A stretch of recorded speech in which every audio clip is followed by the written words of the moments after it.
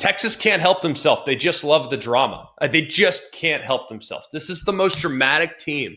It is unbelievable. I mean, we're sitting there calling this game. It is 34-10. We are already, and just so you know, like broadcast mechanics. Once you get to a 3-score deficit in the fourth quarter, you're starting to think big picture. What does it mean? You become more of kind of like a talk show as opposed to down in, down out calling the game.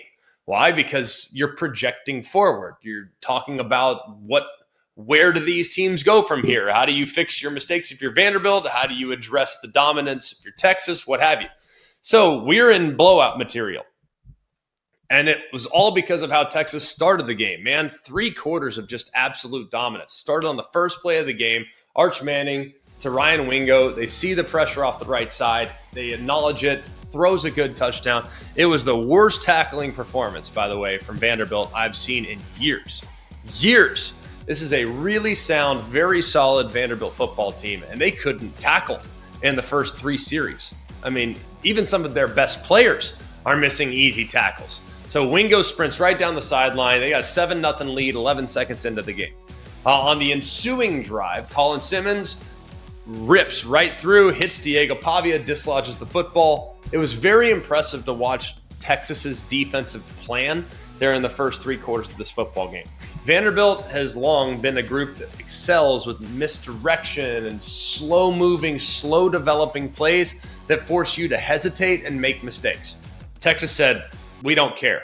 Give me all that motion. Give me all that eye violation stuff. We don't care. Our guys are better than your guys. We're going to let them play free, and we're going to let them play aggressive.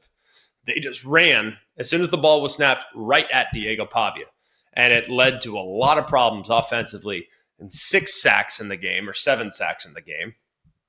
And Pavia had a handful of mistakes there in the first 3 quarters. It's 34-10. Things are looking great. And then, boom, Vanderbilt's offense comes alive.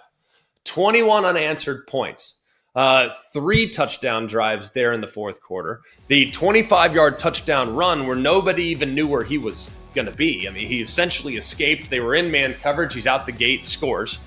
Then you have the 67 or 75 or however many yard touchdown pass to Stowers, which to me still, I cannot understand how you allow a receiver to get behind the defense when you're up 18 with 10 minutes left, 8 minutes left, 7 minutes left, however much time was left in the game. And then you allow a 4th and 19 conversion with Diego Pavia at the 2-yard line. Do you realize on the final drive for Vanderbilt, they had 108 passing yards? 108 passing yards on the final drive for Vanderbilt. And for those that are new to college football, our field is just 100 yards long. So to have 108 yards passing on a final drive was insane. So, of course, you kick the onside kick. You almost recover it. This was a gutsy performance from Vanderbilt, man. But this really was more about what Texas did offensively. And while the game was close, it didn't feel close, not until the final 30 seconds. Arch Manning is beginning to reach the preseason hype just a little bit. Not there yet, but you're starting to see the glimmer of what we thought he might be going into the season. But a lot of it has to do with the fact that they're protecting him finally. I mean, he had plenty of time. He was getting the ball out of his hands, but he also had plenty of time. And Vanderbilt had no answers there early in the game. They had no pass rush. They had no opportunities to get guys behind the sticks. They never got Texas off schedule. They didn't have any sacks. They didn't force any turnovers. So when you look at everything, this was a very, very impressive performance from Texas from start to finish.